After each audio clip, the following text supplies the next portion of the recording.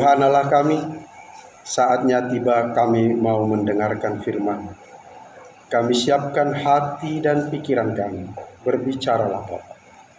Kuatkanlah kami untuk kami dapat hidup seturut dengan kehendak. Amin. Damai sejahtera Allah yang melampaui segala akal, itulah kiranya yang menguasai hati dan pikiran dalam Kristus Yesus Tuhan kita. Amin. Shalom. Ya, puji Tuhan, kita sudah memasuki awal tahun gereja atau Advent pertama. Tidak terasa 1 tahun telah berlalu.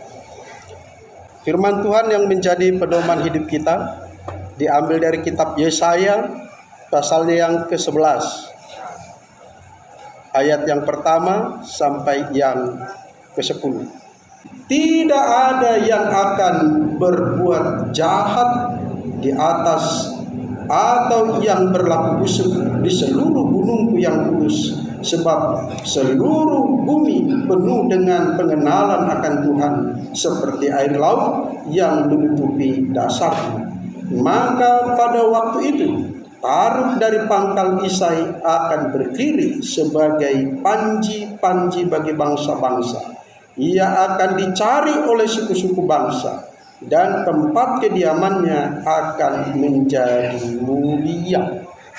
Saudaraku, firman ini disampaikan oleh Nabi Yesaya kepada Raja Ahaz, pemimpin kerajaan Yehuda.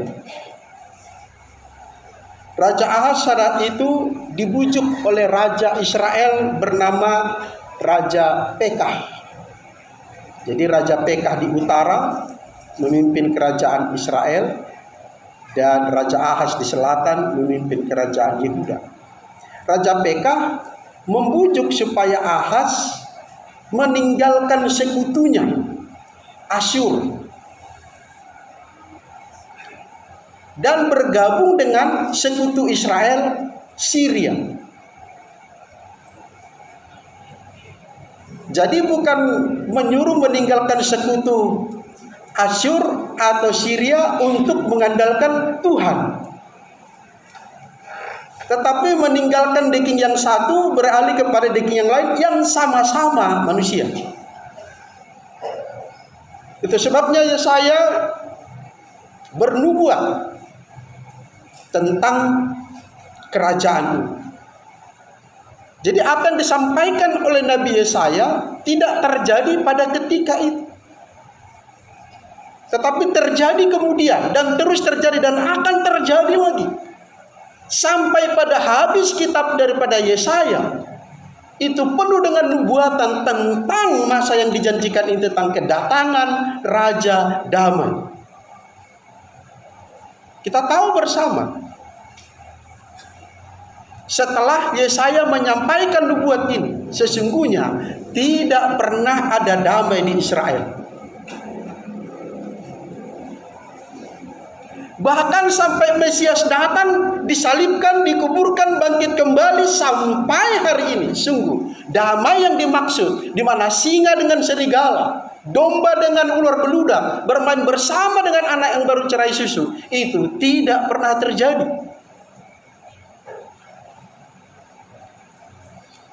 Tetapi itu disampaikan sebagai gambaran bahwa sesungguhnya bukan kerajaan yang seperti ini yang Tuhan maksudkan. Sejak pertama Allah berencana mendirikan kerajaan Israel yang khusus di mata Tuhan di antara segala bangsa di bumi. Yang Tuhan mau bahwa Israel itulah satu percontohan, satu bangsa yang dipimpin secara teokrasi, di mana wibawa dan otoritas Allah yang berlaku bukan melalui raja, tetapi melalui imam. Dan kita tahu sampai hari ini itu tidak hanya sampai sebatas masa Harun dan Musa. Setelah itu nggak ada lagi. Pada masa Samuel mereka sudah mendesak untuk mereka mengangkat satu orang raja. Justru saudara harus tahu, raja imam itu justru pernah terjadi di Indonesia yang bernama Bangso Batak, Ukwi Sisinga Mangaraja. Jadi jauh sebelum Alkitab sampai kepada kita, sesungguhnya suku Batak itu sudah dipimpin oleh imam. Dan keimaman Sisingamangaraja diakui raja-raja di Sumatera ini, termasuk Palembang Sriwijaya, termasuk Aceh, Raja Melayu termasuk Deli ini, mengakui kewibawaan otoritas daripada Imam Sisingamangaraja. Kerajaannya bukan karena tahtanya, tetapi karena kesaktian imamnya, keimamannya, kemelekatannya dengan dewanya, dengan Allah. Dan sungguh sampai hari ini peristiwa itu belum pernah terjadi, baik di Israel termasuk juga di kekristenan gereja. Sampai satu terjadi seperti yang tidak mungkin, bahwa taruk dari pangkal Isai akan tumbuh dan berbuah. Tidak mungkin, tidak masuk akal. Bagaimana kalau kita bayangkan misalnya satu pohon yang mahoni yang di jalan ini, yang sudah tua, sudah digergaji dari bawah, tinggal tunggulnya di jalan itu, ditunggu sampai kapanpun tidak akan tumbuh kecuali membusuk atau dibongkar dijadikan meja antik. Benar ya? Namanya sudah tunggul, bukan tunas. Sama seperti tongkat Harun. Bagaimana mungkin tongkat kayu yang sudah menua, yang sudah mengering, yang sudah mati bisa bertunas?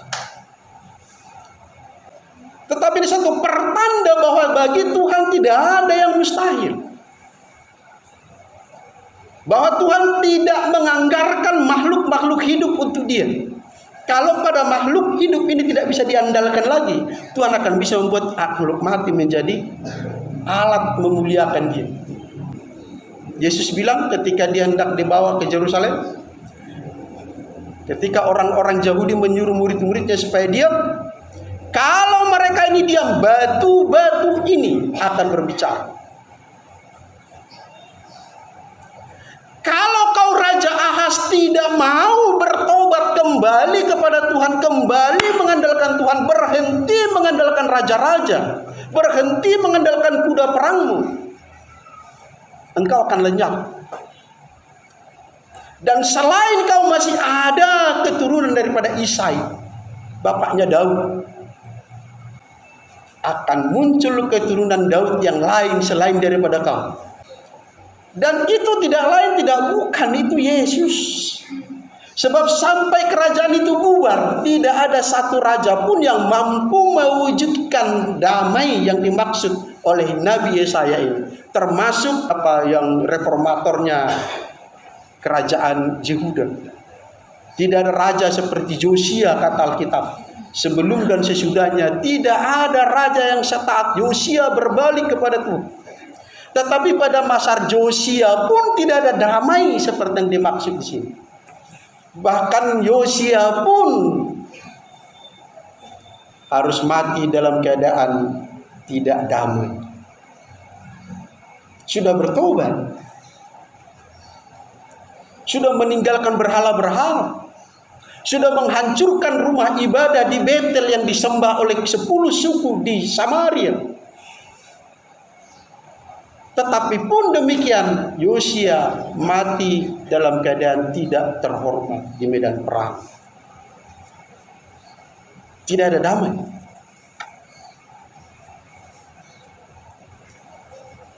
Tetapi sesungguhnya pesan apa yang mau disampaikan kepada kita siang ini, saudara yang dikasihi oleh Tuhan? Tema minggu kita, Raja Damai yang akan datang. Raja Damai yang akan datang. Padahal Raja Damai dimaksud sudah datang 2000 tahun yang lalu. Tapi masih disebut akan datang. Karena memang terbukti faktanya. Sampai dia naik ke surga, damai yang dimaksud belum pernah terjadi dimanapun di dunia ini. Tapi ada sekelompok orang yang beternak hewan-hewan buas. Harimau dan anjing bermain bersama di rumahnya. Ular piton, ular kobra dipelihara di kandang di rumahnya. Buaya buas dikasih makan.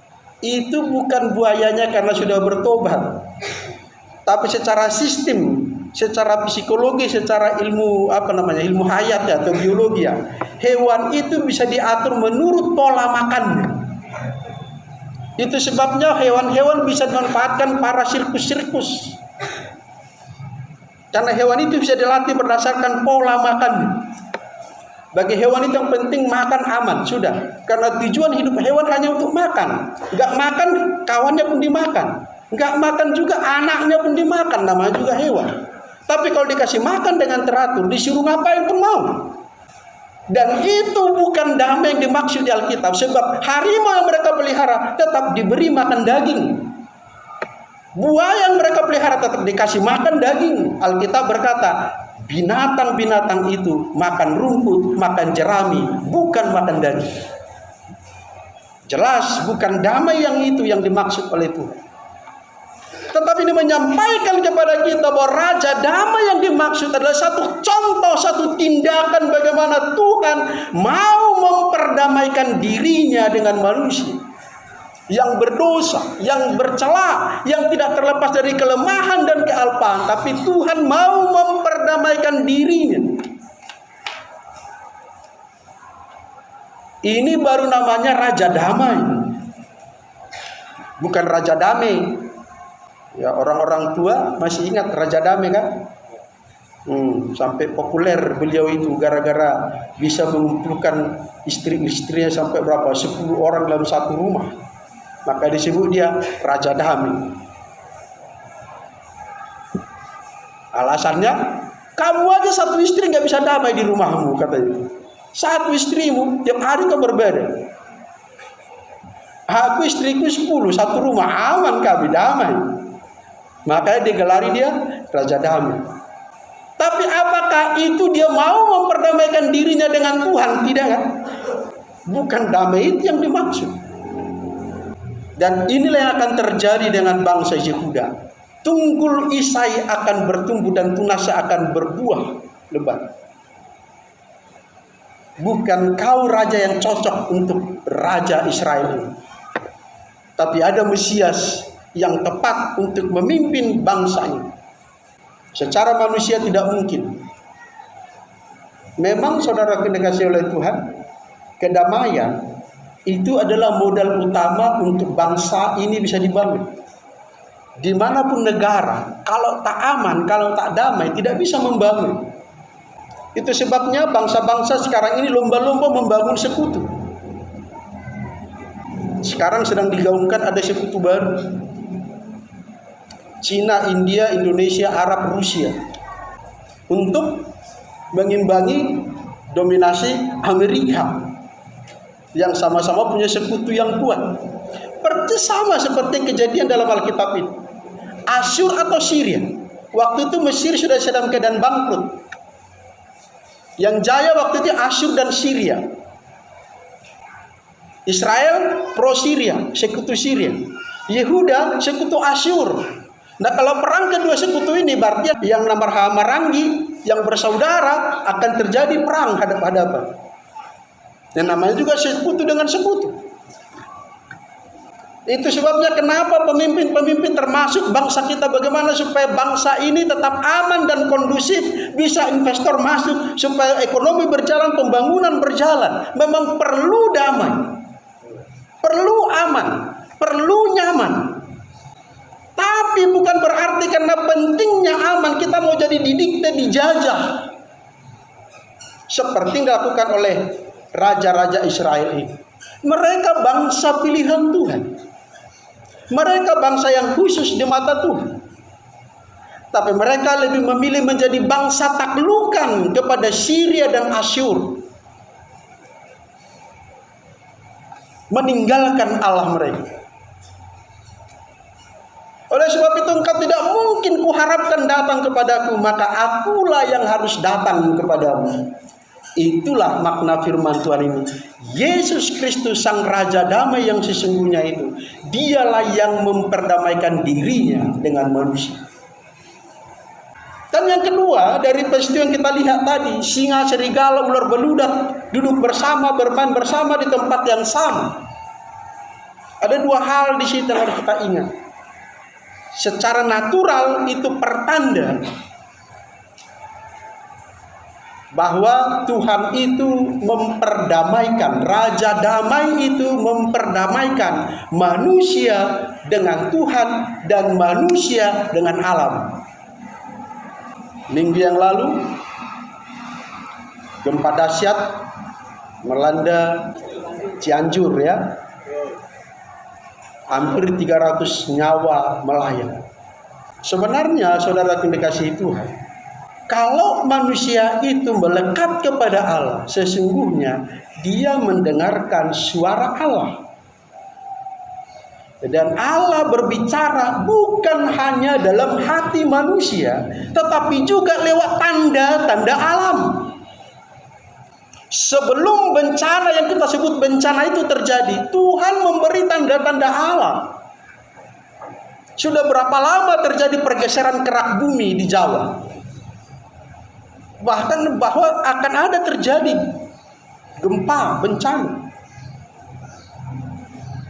Maka kalau petugas BMKG juga takut akan Tuhan, mendengarkan suara Tuhan dan konsentrasi dengan tugasnya menilai tanda-tanda alam, tentu tidak akan ada bencana. Sebenarnya saudara yang dikasihi oleh Tuhan, tidak ada bencana. Yang terjadi sesungguhnya adalah siklus daripada bumi. Siklus alam itu harus terjadi. Bumi ini bergerak dan terus berputar. Artinya akan terjadi pergesekan, retakan dan segala macam. Itu bukan bencana. Itu siklus alamiah dan memang harus terjadi. Tapi menjadi bencana gara-gara apa? Karena makan korban. Kenapa makan korban? Manusianya tidak berdamai dengan alam. Manusia tidak mau berlaku baik dengan alam. Mengerti tentang tidak mau menjajah, tidak mau dijajah, mengerti tentang kemerdekaan, tapi dia sendiri menjajah alamnya, lingkungannya. Coba lihat di jalan mana yang tidak ada sampah di Medan ini. Sampai ada istilah tong sampah terpanjang di dunia adalah sungainya Indonesia. Karena semua sungai sepanjang apapun dia berisi sampah.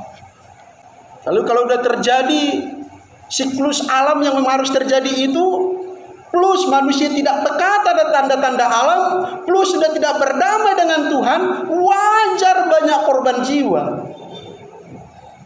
Jadi makna Raja Damai di sini luar biasa, saudara yang diberkati oleh Tuhan. Bukan hanya memperdamaikan dirinya dengan Tuhan, tapi juga memperdamaikan diri kita dengan alam juga. Berlakulah baik kepada alam. Mulai dari rumah kita, halaman kita. Jangan ketika setelah kita menjadi kaya raya, halaman kita tutup semua pakai semen. Atau karena kita kaya raya pakai batu apa lagi? Batu akik ya. Ya kan? Sampai lantainya itu dicetak dari batu akik yang begitu mewahnya, saking kayanya. Sehingga tidak ada resapan air. Sudahlah hutan digunduli, nggak ada bersahabat dengan alam. Dan kalau terjadi di Cianjur baru-baru ini bencana alam, bukan berarti Medan tidak akan terjadi bencana alam. Setiap waktu, setiap saat bisa terjadi. Tinggal pentingnya bagaimana kita mengenal tanda-tanda alam yang Tuhan berikan kepada kita. Sebelum terjadi tsunami di Aceh, sangat begitu jelas tanda alam. Tiba-tiba air menyusut ke laut kan. Bukannya lari, malah mengejar ikan di tepi pantai. Wajar ribuan mati. Dalam artikel yang saya baca, hewan malah lebih peka terhadap tanda-tanda alam daripada manusia. Hewan itu tahu kapan akan terjadi bencana alam. Kalau akan terjadi bencana alam, mereka akan turun atau menghindar kemana mereka akan lari. Kenapa bisa tahu? Dia hewan. Karena dia ciptaan Tuhan. Tuhan itu memperdamaikan ciptaannya dengan alam. Manusia menjadi tumpul perasaannya, tumpul pendarangannya karena habis dimakan ambisi. Dan yang kedua dari peristiwa itu, bagaimana singa ular beludak duduk bersama, itu sekali lagi itu nubuatan eskatologi. Firman itu berkesinambungan. Kalau kita baca Yesaya, itu sampai akhir daripada Yesaya, itu cerita tentang keadaan zaman yang akan datang. Jadi jangan mimpi itu secara real dalam hidup nyata terjadi damai. Tidak. Coba kita lihat pasal 60. Ayat 18-19. Tidak akan satu dua yang. Tidak akan ada lagi kabar tentang perbuatan kekerasan di negerimu, tentang kebinasaan atau keruntuhan di daerahmu. Engkau akan menyebutkan tembokmu selamat dan pintu-pintu gerbangmu pujian. Bagimu matahari tidak lagi menjadi penerang pada siang hari, dan cahaya bulan tidak lagi memberi terang pada malam hari. Tetapi Tuhan akan menjadi penerang abadi bagimu, dan Allahmu akan menjadi. Kita lanjut ke pasalnya yang ke-65. Kita baca 17-18. Sebab 1-2 ya. Sebab sesungguhnya aku akan menciptakan langit yang baru dan bumi yang baru. Hal-hal yang dahulu tidak akan diingat lagi dan tidak akan timbul lagi dalam hati. Tetapi bergiranglah dan bersorak-sorak untuk selama-lamanya atas apa yang kuciptakan. Sebab sesungguhnya aku menciptakan Yerusalem penuh sorak-sorai dan pendahulu kegirangan. Kita lanjut lagi sampai ke Wahyu. Wahyu 21 ayat 1 sampai 3. Lalu aku melihat, udah 1, 2 ya.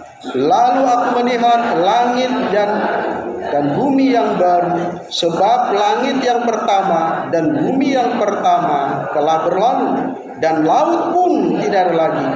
Dan aku melihat kota yang kudus, Yerusalem yang baru, turun dari surga, dari Allah, yang berhiaskan bagaikan pengantin perempuan yang berdandan untuk suaminya.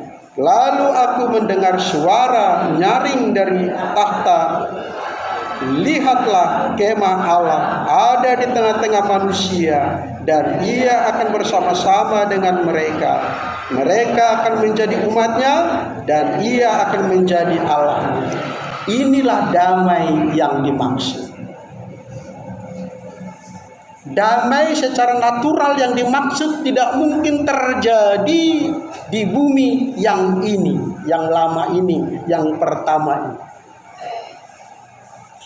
Masih ada keturunan Isai, keturunan Daud yang lain, yang akan membawa bangsa ini kepada damaian yang sesungguhnya. Tidak ada lagi jeritan, tangisan, aniaya, ketidakadilan. Bapak Ibu sendiri coba lihat pengadilan-pengadilan, di mana ada pengadilan yang adil di bumi ini. Karena ini masih dunia. Walaupun keputusannya berjudul apa? Berdasarkan ketuhanan yang Maha Esa. Wah, bagaimana nanti hakim-hakim ini? Hakim ini membuat keputusan pengadilan dengan kalimat di awal berdasarkan ketuhanan yang Maha Esa. Awas ya kalau ada hakim ya, bertobat.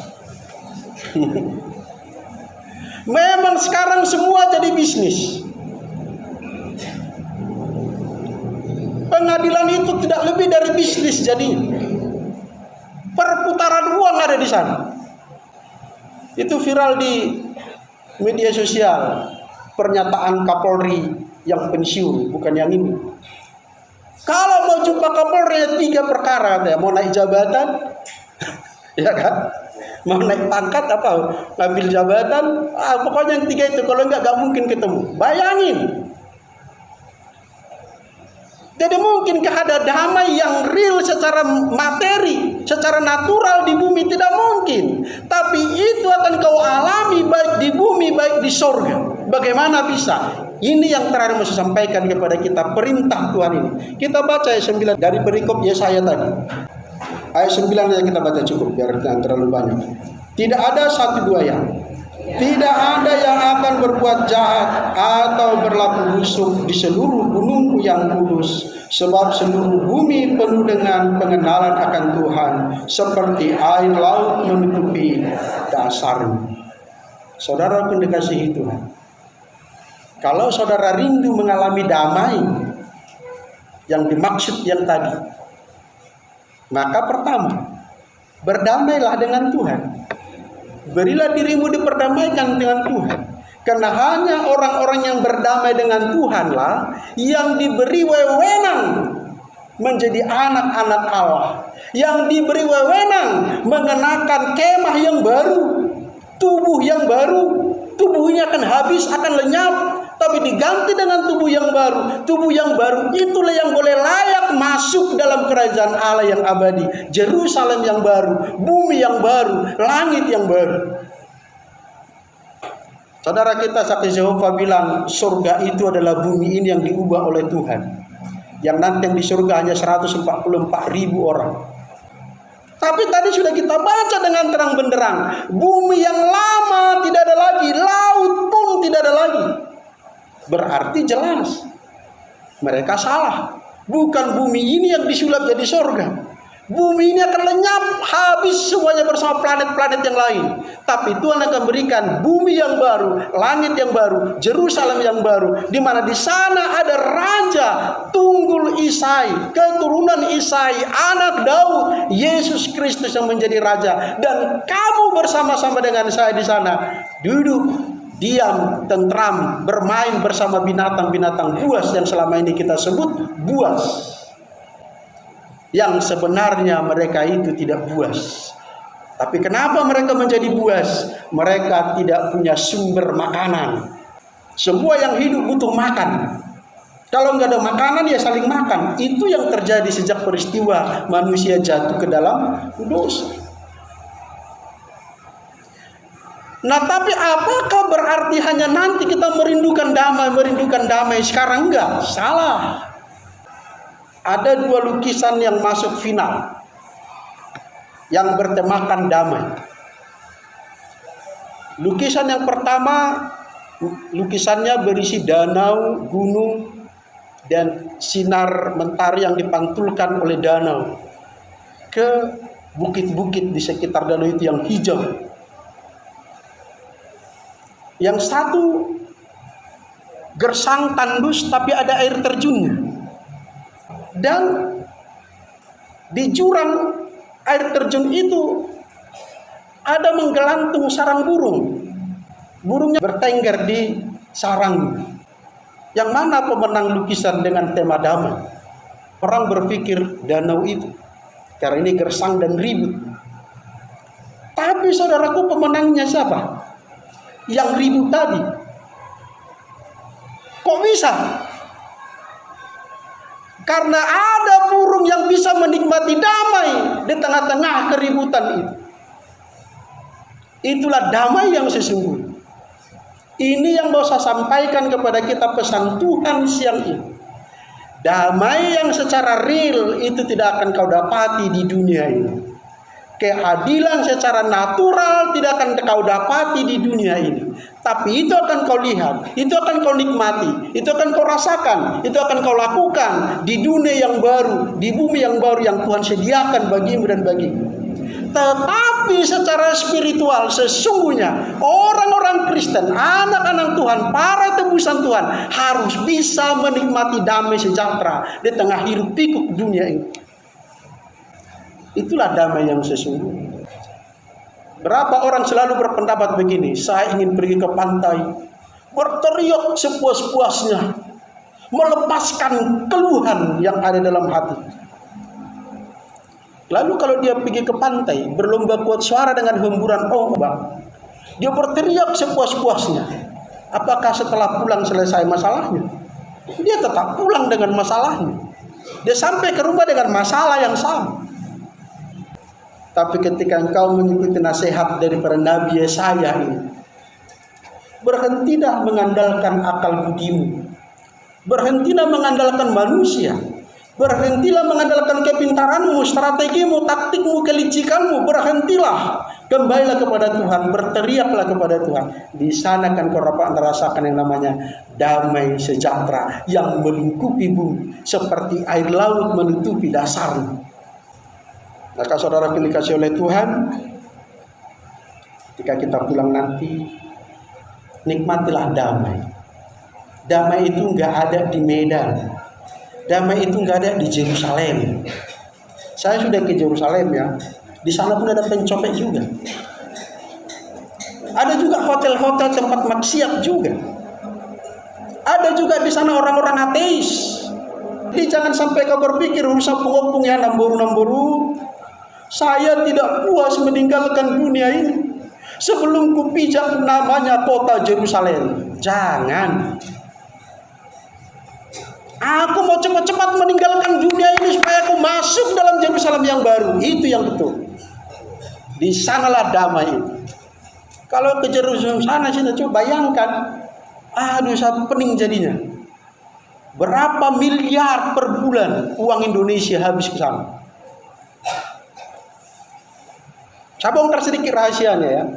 Saudara tahu batu gantung di Danau Toba? Tahu kan? Itu dongeng kan? Itu kan karangan manusia, karena mirip dibilanglah batu gantung. Seperti itulah gereja sampah, gereja Simon yang katanya dipindahkan gunung, yang katanya tiba-tiba ada lukisan tanpa buatan tangan manusia, padahal jelas-jelas itu pahatan manusia, orang nampak pahatannya. Karena pentingnya investasi, karena pentingnya masuknya income dari pariwisata. Dan bukti yang paling nyata lagi, Bukit Golgatanya versi Kristen berbeda dengan Bukit Golgatanya versi Katolik. Anda harus tahu itu. Jadi nggak benar ada sekarang itu Golgata di sana. Mana lagi orang sudah dibinasakan semua. Tapi karena pentingnya pariwisata, roda ekonomi, dibiuslah masyarakat ini. Di sinilah Yesus mengubah air menjadi anggur. Di sinilah Yesus lahir. Paling tak kandang gua yang mana kita mana tahu lagi. Tapi okelah di situ, okelah benar semua itu benar semua. Tapi apakah Yesus ada di sana? Gaibnya yang seorang Yahudi percaya Yesus. Dia bilang apa? Yesus nggak ada di sini. Yesus sudah bangkit naik ke surga.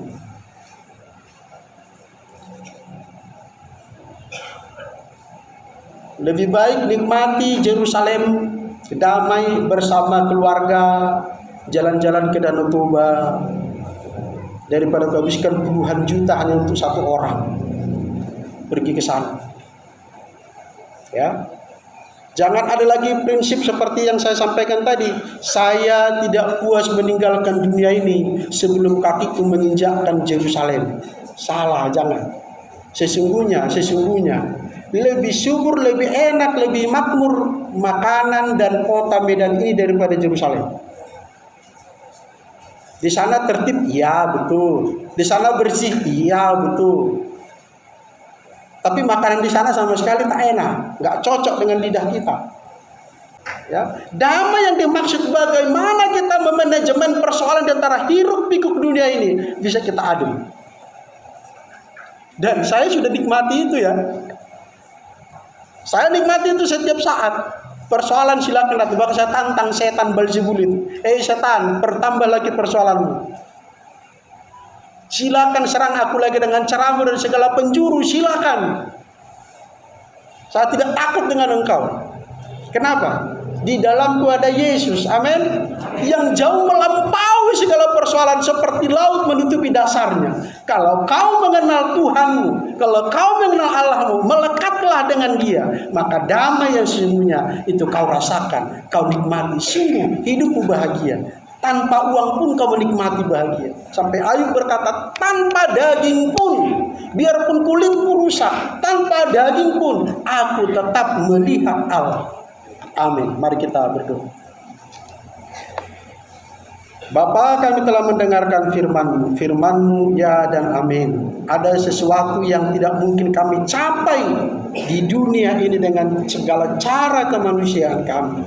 Tetapi dapat kami nikmati, dapat kami peroleh oleh anugerah-Mu, oleh karya penebusan-Mu dalam Kristus Yesus Tuhan kami, Raja damai yang kami nanti-nantikan. Kami berdoa Bapa, supaya roh-Mu sungguh-sungguh terus mengilhami umat-Mu ini, terus bersemangat menikmati damai, sukacita, bahagia bersama Tuhan dalam batinnya, dalam hidupnya, di tengah-tengah hiruk pikuk lingkungan yang mungkin yang semakin tidak pasti, semakin sulit, semakin susah. Tapi kami percaya bersama Tuhan kami akan tetap damai, aman, nyaman, dan tentram. Dalam nama Yesus kami berdoa. Amin.